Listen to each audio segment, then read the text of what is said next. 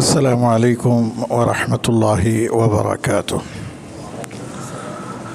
আলহামদুলিল্লাহ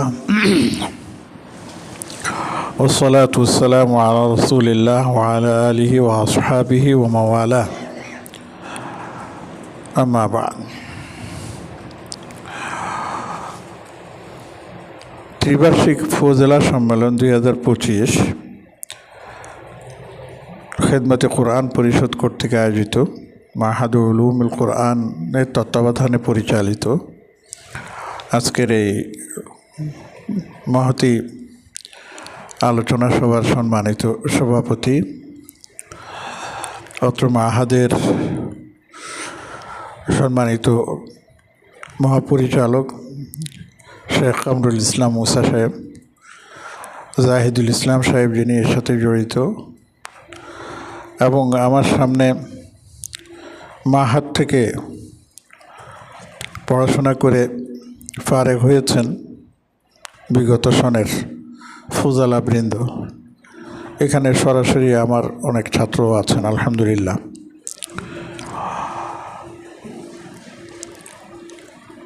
এবারের এই ফুজালা সম্মেলনের একটা ভালো একটা দিক আমার কাছে ভালো লেগেছে, সেটা হচ্ছে এই যে আলোচকবৃন্দ কোন কোন বিষয়ে আলোচনা করবেন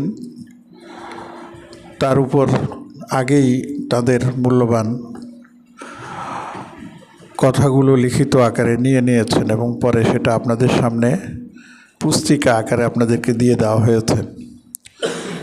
এখানে আমারও একটা আলোচনা আছে যেটা নিয়ে আমি ভাবতেছিলাম যে আলোচনা করব, সেটাই এখানে এসে গেছে। সেটা হচ্ছে উসুল তাদাব্বুরুল কোরআনুল কারীম। আসলে এটার একটা প্রেক্ষাপট আছে। জাকিগঞ্জ সম্ভবত সিলেটের একটা মাদ্রাসার, অনেক পুরনো মাদ্রাসার, সেখানে একজন ছাত্র ভাই আছে আবদুল্লাহ ইসমাইল। কেমনে জানি আমার ঠিকানা সংগ্রহ করছে, আমার বইপত্রের তালিকাও পেয়েছে সে। যাই হোক, পরবর্তীতে সে আমার কাছে একটা লেখা চায় যে ওদের স্মারকে প্রকাশ করবে। গত মাসে সম্ভবত 26 তারিখে ওদের সম্মেলন হয়ে গেছে। তখন বহু চিন্তাভাবনা করেই এটার উপরেই একটা আলোচনা করেছিলাম, তাদাব্বুরুল কোরআনুল কারীম, শুধু এতটুকু সংক্ষিপ্ত আকারে। ওইটাকেই পরবর্তীতে আর একটু তৌসিহ করে এখানের জন্য সেটা পেশ করি। আসলে একটা জিনিস আমি আপনাদেরকে বলি, সেটা হচ্ছে যে আমরা পৃথিবী থেকে একসময় চলে যাব। অনেকেই চলে গেছেন, আমাদের আত্মীয় স্বজন, সাথীবৃন্দ, ওলামায়ে কেরাম। আমাদেরকেও যেতে হবে, কিন্তু কি রেখে গেলাম? আমরা তো এই হাদিস বারবার পড়ি, ইযা মাতাল ইনসান মুনকাতা আমালু, সেখানে একটা আছে আও ইলমুন ইউনতাফাউ। সেটারই একটা ধারাবাহিকতা হচ্ছে এই লেখালেখি। ইলমুন ইউনতাফাউর মধ্যে আপনারাও আছেন। না, আপনারা আপনাদের আসাতেজা থেকে যা কিছু শিখেছেন সেটা অন্যের কাছে বিলিয়ে দিচ্ছেন, অন্যরাও আপনাদের থেকে উপকৃত হচ্ছে। এটাও ইলমুন ইউনতাফাউ বিহির একটা অংশ। তো আমার এই ছোট্ট বয়সে আমি যতটুকু দেখেছি, আল্লাহ পাক তো এই বান্দাকে অনেক কাজে নিয়োজিত করেছেন, অনেক সুযোগও দিয়েছেন, কিন্তু এখন সেগুলো মনে হলে আফসোস লাগে। আফসোস এই জন্য লাগে যে আমি সময়ের সঠিক মূল্যায়ন করতে পারিনি, সময়ের সঠিক ব্যবহার করতে পারিনি। আমি এখনও স্বপ্নে ভাবি যে আমি যদি যে কাজ করতাম তাহলে আরও অনেক কাজ করতে পারতাম। যেমন আমাদের আকাবেররা করেছেন, বয়স পেয়েছেন অল্প, এত কাজ করেছেন যেটা চিন্তা করা যায় না। আবদুল্লাহ লখনবী রহমতুল্লাহ আলীর কথা শুনেন, 32 বছর বয়স মতো, কিন্তু কত কাজ করে গেছে। আব্দুর রহমান জালালউদ্দিন সৈয়দী রাহিমাহুল্লাহ, চিন্তা করেন। এরকম অনেক মনীষীর নাম আমরা সংগ্রহ করতে পারবো যারা অল্প বয়সে বিশাল কাজ করে গেছে, এবং তখন মনের মধ্যে একটা আক্ষেপ জন্মে। যদি আল্লাহ জিজ্ঞেস করেন তোমাকে তো সুযোগ দেওয়া হয়েছিল, তুমি কেন করলে না, জবাব দেব কি? এই জন্য আপনাদের প্রতি আমার বিনীত আরজ, সময় নষ্ট করবেন না। মুফতি তাকি ওসমানী হাফিজাহুল্লাহ এখনও মিনিট হিসাব করেন, মিনিটে সেকেন্ডে, এবং আপনারা কল্পনাও করতে পারবেন না ওনার বয়স এখন 80-র উপরে, 83 না 84 চলে, কিন্তু তারপরও যে কাজগুলো করেছেন নিজের হাতের, সেটাও আপনি কল্পনার বাইরে। আর অন্য কাজের যে নেতৃত্ব দিয়েছেন সেটাও চিন্তা করা যায় না। এখনও আমরা সেটা বুঝতেছি না। ওনার তিরোধানের পরে তখন আমরা বুঝতে পারবো, কিন্তু তখন করার কিছুই থাকবে না। আর এখনও এই বয়সে উনি যে মেহনত করেন তার 10 ভাগের 1 ভাগও আমরা করি না। আমি আপনাদেরকে একটা সত্য উচ্চারণ করি যে এখন আমারও যে অবস্থা, আমি যখন কাজের জন্য বসি, কম্পিউটারে বসি, তখন আমার আর কোনো হুঁশ থাকে না, কাজ করতেছি। কিন্তু যখন বিছানায় বসি তখন আর উঠতে ইচ্ছা করে না। এই হচ্ছে আমাদের অবস্থা, যার কারণে আমাদেরকে গুতায়া তারপর কাজ আদায় করতে হয়। তারপরও একটা কাজ দিতে পারি নাই, আক্ষেপ লাগে। তো যাই হোক, আপনাদের কাছে যেটা আমার আরজ, সেটা হচ্ছে দেখুন, আমরা চলে যাব কিন্তু কোরআনে কারীম থেকে যাবে। এই কোরআনে কারীমের বয়স কত? সে আরশে আজিম থেকে শেষ হবে কোথায়? আবার জান্নাতে। এইটা নিয়েই তো আপনার মুতাজিলিদের সাথে আপনার দ্বন্দ্ব ছিল। আল কোরআন হাদিসুন আম কাদিমুন। ইমাম আহমদ ইবনে হাম্বল রাহিমাহুল্লাহকে কেন জেলে যেতে হয়েছিল, কেন বেত্রাঘাত সহ্য করতে হয়েছিল? একটা কারণে রাহিমাহুল্লাহ। তো আমি সেটাকেই সামনে রেখে, কোরআনকে সামনে রেখে কিছু কথা আরজ করার চেষ্টা করতেছি। আর যেহেতু আমাদের এই মাহাদুল উলুমুল কোরআন, আমি বাংলাদেশে এটাকেই সর্বপ্রথম উলুমুল কোরআনের বা কোরআনিক গবেষণা কেন্দ্র হিসেবে যান। এরপর আরও অনেক হয়েছে এবং অনেক জায়গায় এখন আছে। তাখাসুস ফি আল হাদিস, তাখাসুস ফি দাওয়া, তাখাসুস ফি আত-তাফসির হচ্ছে। কিন্তু এর পথিকৃৎ হিসেবে আমি আমাদের এই মাহাদকে মনে করি, যদি এটার পরিসর ছোট। দোয়া করেন আল্লাহ পাক যেন এটাকে একটা বড় মহিরু হিসাবে কবুল করে নেন। তো এখানে আমি যেটা আনতেছি, উসুল তাদাব্বুরিল কোরআনুল কারীম, এখানে আমি বেশ কিছু নোক্তা পয়েন্ট আকারে মানে করেছি। যেমন তাদাব্বুর শব্দের অর্থ কী? এটা বিভিন্ন অর্থ পাওয়া যায়। দাল বা রা অনেক অর্থ আছে এটার, সুলাসি, গায়রে সুলাসি, আবার বিভিন্ন মাসাদিরের কেন্দ্রিক অর্থ আপনার ভিন্নতা এসে যায়। তো এখানে আমরা যেটা বলেছি, তাদাব্বুর শব্দের আবিধানিক অর্থ গভীরভাবে চিন্তা করা বা গবেষণা করা। উইকিপিডিয়া, এখন তো আপনার গুগলের মধ্যে এআই সার্চের অনেক কিছু বের হয়, কিন্তু এআই সার্চের উপর বিশ্বাস করবেন না। ওটাকে মুয়াজানা করে তারপরে নিতে হবে, অনেক সময় কিছু ভুল তথ্য দিয়ে দেয়। তো যাই হোক, তাদাব্বুরের একটা কথা হচ্ছে যে গভীরভাবে চিন্তা ভাবনা করা। এর উপরে কিতাবও আছে, আল মাকতাবাতুশ শামিলা, এর মোটা কিতাব আছে। কিছুদিন আগে, মনে হয় খুব কতদিন হবে ঠিক মনে করতে পারতেছি না, খুব বেশি না, আল কাউসারে এটার উপরে একটা আর্টিকেল আছে। আর্টিকেলটা লিখেছেন পাকিস্তানের এক ভদ্রলোক, ওখানে বসে, মার্কাজে বসে, পরে ওটাকে অনুবাদ করে ইয়েতে ছাপিয়ে দিয়েছে, এর নাম কি, আল কাউসারে ছাপিয়ে দিয়েছে। আচ্ছা, এখন প্রশ্ন হলো, তাদাব্বুর এক জিনিস, তাফসির আরেক জিনিস।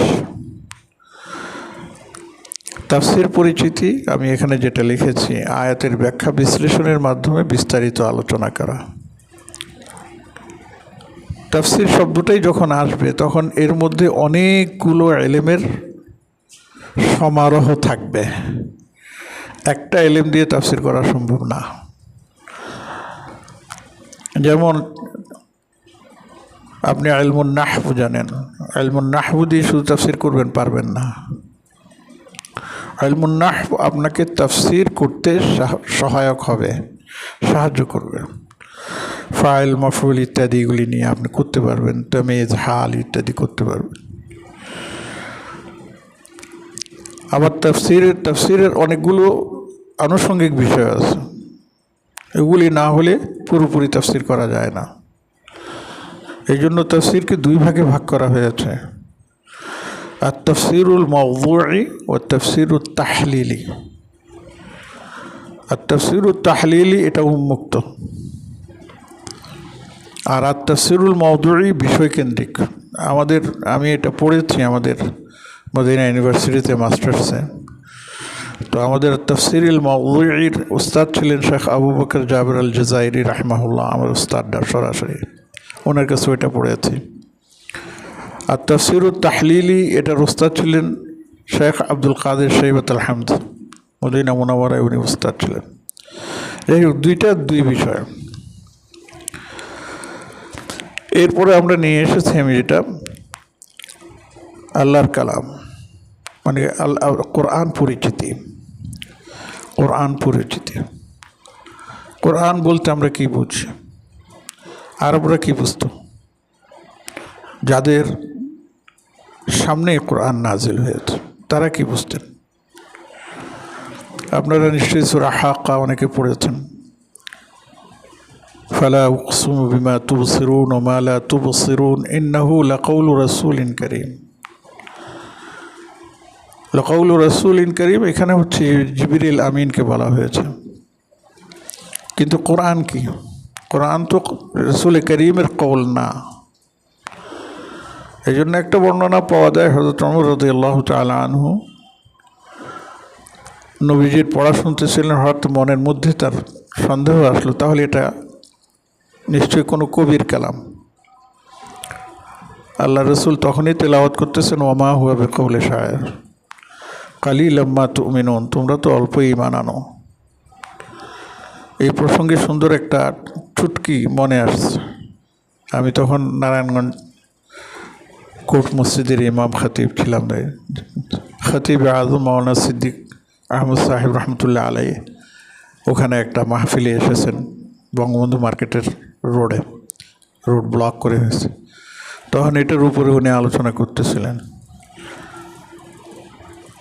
বাংলায়, মানে শুদ্ধ বাংলা। কয়ে দেখো, অনেকে বলছে কোরআনে কারীম শায়ের, আবার অনেকে বলছে না কোরআনে কারীম শায়ের না, কোরআনে কারীম আরবি, এটাকে না শায়েরের মধ্যে অন্তর্ভুক্ত করা যায় না নসরের মধ্যে অন্তর্ভুক্ত যায়, এটা দুটোটা থেকেই আলাদা। তো উনি বললেন যে যারা শায়ের বলে তারা একটা প্রমাণ দেয়, সেটা কি? তখন উনি নিজেই পড়তেছেন, মুযাবযাবিনা বাইনা যালিক লা ইলাহা উলা ওয়ালা ইলাহা উলা। মানে শেরের টানে বোঝার কোনো উপায় নেই। আমরা তম্ম হয়ে তখন শুনতেছি, মাত্র তখন হাতে দিয়ে ফারে হয়ে আসছে। আমার এখন আলহামদুলিল্লাহ মনে আছে। এরপরে বলছে যে না না, বাহার যেটা আছে 16টা বাহার আছে আশারে, এটার সাথে মিলে না, অতএব এটা শেরের অন্তর্ভুক্ত না। তাহলে এটা কি নসর? বলছে তাও না। আপনি তেলাওয়াত করেন, মুযাবযাবিনা বাইনা যালিকা লা ইলাহা উলা ওয়ালা ইলাহা উলা ওয়া মান ইউদ্লিলিল্লাহু ফালান তাজিদা লাহু সাবিলা। এই যে তেলাওয়াতের মধ্যে যে মুদুদ, গুন্নাত, সিফাত, মাখারিজ, এগুলো হচ্ছে কোরআনের এক একটা অলঙ্কার। এটাকে আপনি কেমনে মিলাবেন? তো যাই হোক, এই জন্য আমি এখানে ছোট্ট করে এটা বলেছি। এবং এই কারণেই আল্লাহ রাব্বুল আলামিন কাফেরদেরকে চ্যালেঞ্জ দিয়েছিলেন, ওরা তো এটা মানত না। তখন বলতেছেন ওয়াইন কুনতুম আলা, ওই আয়াতটা সূরা বাকারার তিন নম্বর পৃষ্ঠার মধ্যে وإن كنتم في ريب مما نزلنا على عبدنا فأتوا بسورة من مثله وادعوا شهداءكم من دون الله إن كنتم صادقين এতটুকু ঠিক আছে। এরপরে আল্লাহর পাকের চূড়ান্ত কে যেন বলে আপনার চ্যালেঞ্জ, ফাইল্লাম তাফআলু, পারো নাই, ওয়ালান তাফআলু ইলা ইয়াউমিল কিয়ামা, কিয়ামত পর্যন্ত পারবা না। এর আগে আরও চ্যালেঞ্জ আছে, এটা আপনারা জানেন, কুল্লা ইন ইজতামাআতিল ইনসু ওয়াল জিন্নু আন ইয়াকুলু ইফতারা কুল ফাতু এগুলি আছে। তাহলে এর দ্বারা এটা যে আল্লাহর কালাম এটাই প্রমাণ করা উদ্দেশ্য। এখন কোরআনের প্রভাব কী ছিল, এগুলি তাদাব্বুরে কোরআনের পূর্ব আলোচনা আসতেছি আমি সামনে। দেখেন কোরআনের প্রভাব এমন ছিল যে কাফেররা আরবি জানে কিন্তু সব আরবি বুঝে না। ওমর রাদিয়াল্লাহু তাআলা আনহু তেলাওয়াত করতেছেন ওয়াফাকিহাতান ওয়া আব্বা, এখন মনে মনে চিন্তা করতেছেন ফাকিহা তো বুঝলাম, আব্বার অর্থ কী? আমার নাতি, ছোট নাতি বলতেছে, কয় জাদ্দি দেখেন কোরআনে কারিমে আব্বার নাম আছে। আমি বললাম কোথায়? কয় ফাকিহাতান ওয়া আব্বা, আব্বা তো আমরা বলি। আমি বলি না জাদ্দি, এটা আব্বা না, এই আব্বা হচ্ছে একটা, এটাকে বলা হয় কি যে শাকসবজি এই ধরনের। তখন দেখেন ওমর রাদিয়াল্লাহু তাআলা আনহু কি বললেন, ইয়া উমর লা তাতাকাল্লাফ, তুমি এটার অর্থ জানো না, অর্থ জানার জন্য তাকলিফের দরকার নেই, তাকাল্লুফের দরকার নেই, যাও ভাগো, এটা কোরআনের আয়াত, শেষ। দেখেন এইভাবে ওনারা কোরআনের প্রভাবে প্রভাবিত হয়েছিলেন এবং সেই প্রভাবটা এত মারাত্মক ছিল যে একজন যদি কারো দিলের মধ্যে ঢুকে যায় তাহলে সে ইমানদার হয়ে যাবে। এই জন্য তারা সবসময় কোরআন যেন কাফের মুশরিকরা না শুনে, এই জন্য তারা নীতি অবলম্বন করছে। وقال الذين كفروا لا تسمعوا لهذا القرآن والغوا فيه، والغوا فيه, যখন তেলাওয়াত করে তোমরা হইচই শুরু করে দাও, শোরগোল মাচাও, লাআল্লাকুম তাগলিবুন, তাহলে তোমরা বিজয়ী হতে পারবে। কোরআনকে রেখে বিজয় হওয়া সম্ভব না। এই জন্য আল্লাহ তাদের শাস্তির কথাও বলেছেন, ফালানুযীকান্নাল্লাযীনা কাফারু আযাবান শাদীদা ওয়া লানাজজিয়ান্নাহুম আসওয়া আল্লাযী কানু। চিন্তা করেন কোরআনের প্রভাব এত মারাত্মক। এখানে একটা ছোট্ট ঘটনা বলি, কয়েকদিন আগের ঘটনা। আমেরিকার এক বিশাল বড় এক বিজ্ঞানী ইমানদার হয়ে গেছে, বয়স প্রায় অনেক বেশি, বড় বিজ্ঞান, নামটা আমার মনে আসছে না, আমেরিকান। সূরা ফুসসিলাতের একটা আয়াত আছে না, ইন্নাল্লাযীনা আমানু ওয়া আমিলুস সালিহাতি লাহুম আজরুন গায়রু মামনুন। তারপরে কি? হ্যাঁ, কুল আইন্নাকুম লাতাকফুরুনা, হ্যাঁ বলেন,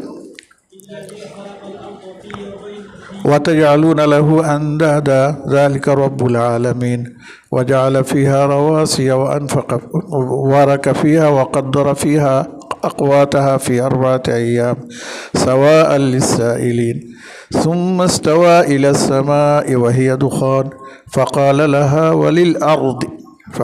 لها وللأرض ائتيا طوعا أو كرها قالتا أي قالت السماوات والأرض أتينا طائعين। এই শুধু একটা, সে যখন তাফসীর পড়লো, কোরআনে কারীমের আয়াতটা পড়লো, সে বললো এটা কোনো মানুষের পক্ষে সম্ভব না, অতএব আল্লাহ একজন আছে, এটাই সত্য, লা ইলাহা ইল্লাল্লাহ মুহাম্মাদুর রাসূলুল্লাহ। আমার এক দোস্ত, এটা ধরছিলাম ওরে আমি, একদিন এক সেমিনার মধ্যে বলছে যে দেখেন কোরআনে কারীমের মধ্যে ইলমুত তিব, চিকিৎসা বিজ্ঞান, এর আগে বলছে কোরআনে কারীমের মধ্যে আয়াত সংখ্যা হচ্ছে 6236, এটা ঠিক আছে। আমরা 66 বলেছি, ওইটা ঠিক না, 666 ঠিক না। ওই ৬,২৩৬ আয়াতের মধ্যে ৪,০০০ আয়াত হচ্ছে আপনার চিকিৎসা বিজ্ঞান সম্পর্কে। আমি করে তাকায় রইলাম।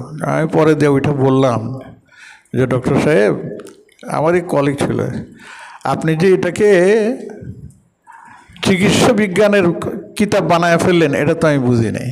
৬,০০০-এর মধ্যে ৪,০০০ যদি আপনার বিজ্ঞান বিষয়ক আয়াত থাকে, তো এটাতে আমরা কিতাবুল হেদায়া কেমনে বলি? এটাকে বলার দরকার কিতাব উত্তেব। আজীব কথা। আল্লাহ রাব্বুল আলামিন কোরআনে কারীম তেবের জন্য পাঠান নাই, হেন্দাসার জন্য পাঠান নাই, উলুমের জন্য পাঠান নাই। আল্লাহ রাব্বুল আলামিন কোরআনে কারীম পড়ছেন হেদায়েতের জন্য, হুদাল লিন্নাস ওয়া বাইয়িনাতিন মিনাল হুদা ওয়াল ফুরকান।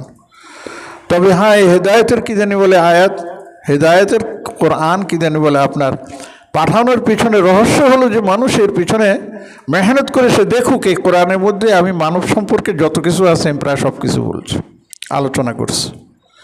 মানুষের অঙ্গ প্রত্যঙ্গ সম্পর্কে আছে, মাথা, চোখ, কান, ঠোঁট, তারপর কি জানি বলে আপনার দিল, কলব, সব আছে।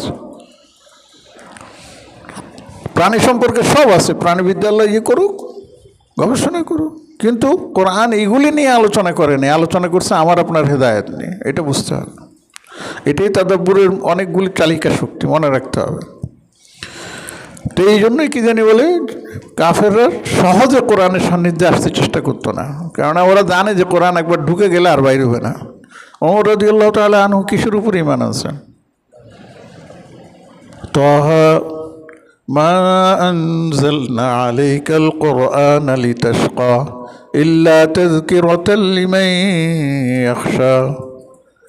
পড়তেছে চোখ দিয়ে পানি পড়তেছে। বোন ফাতেমাকে বলতেছে আমাকে শোনাও, দেখাও, উজু করতে লাগবে, গোসল করা লাগবে, নাপাক সই ধরা যাবে না। ঠিক আছে, তারপরে তোমার শুনে সোজা নবীজির সাথে গিয়ে ঈমান নিয়ে হয়েছে। কোরআনের প্রভাব না। আচ্ছা, এরপরে আসেন তাদাব্বুর কোরআনের উপকারিতা সম্পর্কে আমি কিছু আলোচনা করেছি।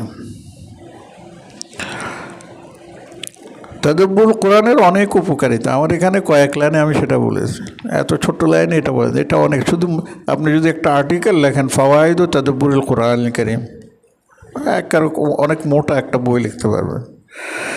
আমার যতটুকু মনে পড়ে সম্ভবত আতিকুল্লাহ সাহেব কোরআন বোঝার সূত্র 1, 2 এরকম 3টা না কয়টা বাইর করছে, সবগুলি মিলে আমার মনে হয় 50টা না 60টা হবে। সেখানে আমরা কয়টা দেব? আসলে আমি একটা জিনিস বলি যে আপনারাও পারবেন, আপনাদেরকে সেই যোগ্যতা আল্লাহ দিয়েছে। আতিকুল্লাহ সাহেব একজন না, আপনারা আতিকুল্লাহ সাহেবের সাথী। আমি তো চাই আপনারা আমাদের চেয়ে আরও আগায় দেন। আমাদের সময় শেষ হয়ে গেছে এটা বলবো না, যতটুকু পারি করব, কিন্তু আপনারা আরও বেশি করার হিম্মত নেন। হিম্মত নেবেন হবে, হিম্মত নেবেন না, নিজেকে দুর্বল ভাববেন, তাহলে হবেন না, পারবেন না। আচ্ছা, আরেকটা হচ্ছে কোরআন কোনো নির্দিষ্ট সময়, নির্দিষ্ট স্থান বা নির্দিষ্ট জাতির জন্য নয়, কোরআন সবার জন্য। যদিও মানে কোরআন ধরার ক্ষেত্রে কাফেরদেরকে নিষেধ করা হয়েছে, কাফেরদের হাতে কোরআন দিও না, তারা অপমান করবে, কিন্তু পড়ার ক্ষেত্রে তাদেরকে নিষেধ করা হয় নাই। এই জন্য আমরা সৌদি আরবে থাকতেও বিদেশে মেহমানদেরকে বা বিভিন্ন দেশে যখন পাঠাইতো, তখন নিরেট কোরআন শরীফ পাঠাইতো না, মুতারজম অথবা তাফসির সহ পাঠাইতো। কেননা নিরেট পাঠলে তো লাভ নেই, ওরা তো কিছু বুঝবে না। এই জন্য তাফসির সহ বা অনুবাদ সহ পাঠাইতো। হ্যাঁ, এটা পড়েন আপনার, দেখা গেছে ওগুলো পড়েই তারা অনেকেই ইমানদার হয়ে গেছে, আলহামদুলিল্লাহ। কোরআনে কারীমের এটা হচ্ছে এক আজীব মানে বরকত, যেটাকে আপনি শেষ করতে পারবেন না। এবং শাহরুর রমাদান আল্লাযী উনজিলা ফীহিল কুরআন হুদাল লিন্নাস, এর নাস মানে কি? আম আল ইস্তিগরাক, লা ইয়ানহাসিরু ফিল মুসলিম ওয়ালা লিল কাফির, বল হুয়া লিজামিইন নাস, লিজামিই আনওয়াইন নাস, লিমুখতালিফিল আলওয়ান ওয়া লিমুখতালিফিল আদিয়ান, সব এর মধ্যে আছে। তবে হ্যাঁ, মানিল্লাযী ইয়ানতাফিউ বিহি, এটা হচ্ছে ওই যে সূরা বাকারার শুরুতে হুদাল লিল মুত্তাকিন, আল্লাযী ফি কুলুবিহিমুত তাকওয়া হুম ইয়ানতাফিউ বিহাযাল কুরআন। আমি আর আপনি না, হ্যাঁ, আমার আর আপনার মধ্যে যার যতটুকু তাকওয়া আছে তিনি ততটুকু মুনতাফে হবেন। দেখেন আমাদের কত মুসলিম আছে স্কলার, বিজ্ঞজন, কিন্তু কোরআন শরীফ পড়তে পারে না, তেলাওয়াত করতে পারে না। তেলাওয়াত করলে তার নামাজও হবে না, কিন্তু উনিও এখন মুফাসসির। আপনারা লুৎফর রাব্বি আফনানের কাছে শুনছেন, আমাদেরই আপনাদের এক সাথী বলছে সে 27টা কোরআনে কারিমের তরজমা বের করেছে, 7টা ইংরেজি তরজমা বের করেছেন। লুৎফর রাব্বি আফনান তো 82টার কথা বলেছেন, আমার জানা মতে 30টার কথা ছিল, পরে আরও বাড়তে পারে, অসম্ভব কিছু না। আল কাসরাতু কি জানি বলে লা ইয়াদিকুল কিল্লা, অসুবিধা নেই। এর মধ্যে কয়জন আলেম আছে? আমি আমার ছাত্রকে বলেছি যে আলেমদের বের করেন, আলেমরা কয়টা করছে আর গায়ের আলেমরা কয়টা করছে। গায়ের আলেমদের মধ্যে দেখেন কোয়ান্টাম, তারাও অনুবাদ বের করেছে। তারা অনুবাদ বের করে কি জানি বলে সব জায়গায় ছড়াই দিচ্ছে, অথচ তারা আলহামদুলিল্লাহ হাও পড়তে পারে না। তাহলে কিভাবে করছে? তারা অন্য অন্য কি যেন অনুবাদগুলো দেখে দেখে দেখে দেখে দেখে সেখান থেকে বের করেছে।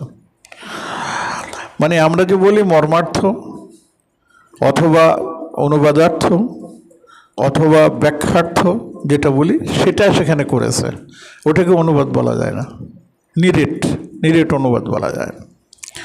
অনুবাদ করবেন কেমনে আপনি? ইয়াকা না'বুদু, আমি এটা সব অনেক জায়গায় এর উদাহরণ আছে। আর তাকদীম মা হাক্কাহু তাখির ইউফিদুল হাসর, এটা আপনার বালাগাতে পড়ছেন সময়। তারপর আরেকটা জিনিস দেখেন, এখানে কেন এখানে আল্লাহ পাক ইয়াকা মুকদ্দম করলেন? বালাগাত জানা থাকলে সহজ, এটা তাওহীদে খালিসের একটা আয়াত, তাওহীদে খালিস। আরেকটা দেখেন ইহদিনাস সিরাতাল মুস্তাকিম, আর সিরাত বাদ দেন, কি করে ইহদিনা, শুধু এই লফজের মধ্যে 3টা জুমলা আছে, 3টা আপনার কালিমা আছে, ফেল ফাইল মাফউল আউয়াল, কিন্তু শব্দ একটা। আপনি এটা তর্জমা করবেন কেমনে? ইয়া আইয়ুহাল্লাযীনা আমানু, আমরা এটা তর্জমা করি কি হে ইমানদারগণ, এক কথায় শেষ। আসলে কি এই তর্জমা হয়েছে? যদি সেটাই হতো তাহলে এক জায়গায় শুধু আছে সূরা নূর আইয়ুহাল মুমিনুন, এ কথা বললেই তো হয়ে যেত। ইয়া আইয়ুন হা আল্লাযীনা, এতগুলো বলার দরকার। এই জন্য মাঝে মাঝে এখন আমিও তর্জমার মধ্যে একটু করি আর কি, বুঝার জন্য, অন্যকে বুঝাবার জন্য। হে ওই সমস্ত ব্যক্তিরা যারা তোমরা ঈমান এনেছ, আল্লাযীনা আমানু। তো এইগুলো আমাদের যত গবেষণা করবেন তত এই ধরনের নতুন নতুন অনেক জিনিস বেরিয়ে আসবে, ঠিক নেই? আচ্ছা, এখন এই তাদাব্বুরের জন্য যেটা আসবে, রব্বুল আলামিনের প্রতি আন্তরিকতা, অর্থাৎ ইখলাস, আল্লাহর প্রতি মহাব্বত। আপনার মহাব্বত, আমার মহাব্বত আল্লাহর প্রতি যত বেশি বাড়বে, আল্লাহ তত বেশি আমার অন্তরের মধ্যে তার করুণা এবং রহমত আমার ঢেলে দেবেন।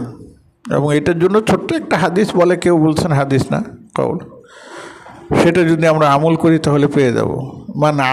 মান আমিলা বিমা আলিমা, মান আমিলা বিমা আলিমা, তারপরে ওয়াররাসাহুল্লাহু মা লাম ইয়ালাম, ওয়াররাসাহুল্লাহু মা লাম ইয়ালাম। সম্ভবত এটা ইমাম নববী রাহমাতুল্লাহ আলাইহি এর মধ্যে আত-তিবিয়ানে আনছেন। আচ্ছা, এখন আমরা কেন তাদাব্বুরের উসুল এখানে বলতেছি? অনেকগুলো আয়াত আছে, সবগুলো পড়ি না। আফালা ইয়াতাদাব্বারুনাল কুরআন, সূরা নিসা, কিতাবুন আনজালনাহু ইলাইকা মুবারাকুল লিয়াদাব্বারু আয়াতি, সূরা সাদ, আফালা ইয়াতাদাব্বারুনাল কুরআন আম আলা কুলুবিন আকফালুহা, সূরা মুহাম্মদ, ওয়াল্লাযীনা যুকিরু বিআয়াতি রাব্বিহিম লাম ইয়াখিরু আলাইহা সুম্মা উমিয়ানা, ফুরকান। এই ধরনের অনেকগুলো আয়াত আছে যেগুলো দিয়ে আমরা এটা প্রমাণ করতে পারি। কোরআনে কারিমের একটি আয়াতই যথেষ্ট, এটার জন্য হাজার আয়াত দরকার নাই, তারপরেও আছে। এখন কি জানি বলে এটার উদ্দেশ্য কি? উদ্দেশ্যের মধ্যে অনেক কিছুর দরকার নেই, আমি একটা আয়াত বলি।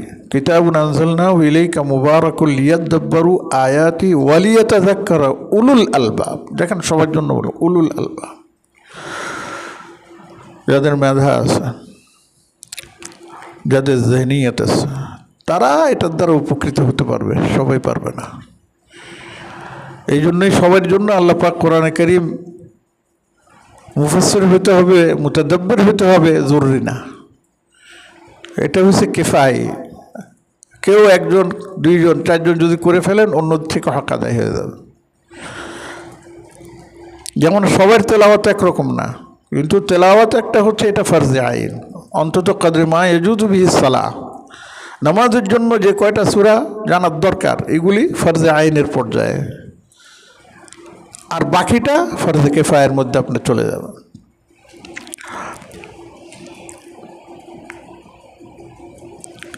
এখানে হাসান রাদিয়াল্লাহু তাআলা আনহুর একটা ইয়ে আছে, হাসান ইবনে আলী রাদিয়াল্লাহু তাআলা, ইন্নামান কানা ক্বাবলাকুম রাআউল কুরআন রাসাইলা মির রাব্বিহিম, আল্লাহর পক্ষ থেকে রিসালাত মনে করতেন। ফাকানু ইয়াতাদাব্বারুনাহা বিল্লাইল ওয়া ইয়াতাফাক্কাহুনাহা ওয়া ইয়াতাফাক্কাদুনাহা বিন-নাহার, রাতে তেলাওয়াত করতেন, নামাজের মধ্যে, সালাতের মধ্যে, এমনি, আর দিনের বেলা তার উপর আমল করার চেষ্টা করতেন। হাসান বসরি রাদিয়াল্লাহু তাআলা আনহু বলেছেন, নাযালাল কুরআনু লিয়াতাদাব্বারু ওয়া ইয়া'মালু বিহি ফাত্তাখিযু বিতিলাওয়াতিহি আমালান। আমল দুই প্রকার, একটা হচ্ছে শুধু তেলাওয়াত, আরেকটা হচ্ছে তেলাওয়াত অনুযায়ী আমল। এটা আরেকটা আমল। যেমন সল্লু কামা রাআইতুমুনি উসাল্লি আসতেছে, সেটা না হলে হবে না। এখন কোরআন বুঝার ক্ষেত্রে এখানে অবশ্য আমি সেটা দেই নাই, সেটা হচ্ছে যে প্রথম বুঝতে হবে তেলাওয়াত, তাদাব্বুরে কোরআনের উসুল বা নীতিমালা, ওখানে ওইটা আমি দেখিয়েছি। তেলাওয়াতটা এখানে আনি নাই, আনছি বোধ নাই, না থাকলেও এটা ধরে নেবেন যে বিশুদ্ধ তেলাওয়াতটা হচ্ছে তাদাব্বুরে কোরআনের অন্যতম একটা শর্ত, না হলে বিশুদ্ধ আপনি করতে পারবেন না। তেলাওয়াতই যদি সহি না থাকে তো আপনি কেমনে, এর নাম কি, কোরআনকে বুঝবেন? তো এখানে আমি ছোট্ট করে দিছি আর কি। এক নম্বর হচ্ছে তাফসিরুল কোরআন বিল কোরআন, কোরআনকে কোরআন দিয়ে বুঝা। এটার উদাহরণ আপনাদেরও জানা আছে, এখানেও আমি দিছি, আল্লাযীনা আমানু ওয়া লাম ইয়ালবিসু ঈমানাহুম বিযুলম উলাইকা লাহুমুল আমনু ওয়া হুম মুহতাদুন। আয়াত নাজিল হওয়ার পরে সাহাবা ইকরাম বড় পেরেশানিতে পড়ে, আইয়ুনা লাম ইয়াজলিম ইয়া রাসূলুল্লাহ, কে আছে, সবাই তো আমরা জালেম। তখন নবীজি সান্ত্বনা দিলেন যে না, তোমরা যেটা বুঝছো আসলে সেটা না, এটা হচ্ছে কামা ক্বাল আল আব্দুস সালেহ ইয়া বুনাইয়া লা তুশরিক বিল্লাহ ইন্নাশ শিরকা লাযুলমুন আযীম। এখানে শিরককে জুলমে আজিম বলা হয়েছে, ওটাই বলা হয়েছে আইয়ুনা কি যেন বললাম, ইয়ালবিসু ঈমানাহুম বিজুলমিন আই বিশিরকিন, এভাবে। তারপরে কোরআনকে বুঝতে হবে হাদিস দিয়ে। কোরআন হচ্ছে ইজমাল, হাদিস তাফসীর। এই জন্যই বলা হয় কোরআনে করিম যেটা মুনাজ্জাল আলা রাসূল সাল্লাল্লাহু আলাইহি ওয়াসাল্লাম, এটা হচ্ছে কোরআনে করিম তাত্ত্বিক কোরআনে করিম, দর্শন। আর এটার বাস্তব হচ্ছেন রসুল সাল্লাল্লাহু আলাইহি ওয়াসাল্লাম। এই জন্যই রসুল সাল্লাল্লাহু আলাইহি ওয়াসাল্লামকে জিন্দা কোরআন বলা হতো। আল কোরআন ইয়ামশি, অর্থাৎ রাসূলুল্লাহ সাল্লাল্লাহু আলাইহি ওয়াসাল্লাম হাঁটতেন। এখন জিন্দা কিভাবে হলো দেখেন, আল্লাহ রাব্বুল আলামিন আমাদের উপর সালাত ফরজ করছেন, কিন্তু কাইফিয়ত কোথায় পাবেন? কোরআনের কোনো আয়াতে কাইফিয়ত আছে? কোনো আয়াতে কাইফিয়ত পাবেন না। সেই কাইফিয়তটা কি, সেটা আল্লাহর নবী সাল্লাল্লাহু আলাইহি ওয়াসাল্লাম আমাদেরকে নামাজ পড়েছেন, জিবরিল আমিন যেভাবে শিখিয়েছেন, তারপরে নিজে পড়েছেন, পড়ে তারপর সাহাবীদেরকে বলতেছেন সাল্লু কামা রাআইতুমুনি উসাল্লি। এটা হচ্ছে সালাতের আপনার কী যেন বলে তাফসীর, সালাতের একটা ব্যাখ্যা। এছাড়া আপনি ইকামতে সালাতের কোনো তর্জমা যেটাই বলেন, সালাত কায়েম করুন, সালাত পড়ুন, কিন্তু কাইফিয়ত যদি না জানা থাকে তাহলে কেমনে পারবেন?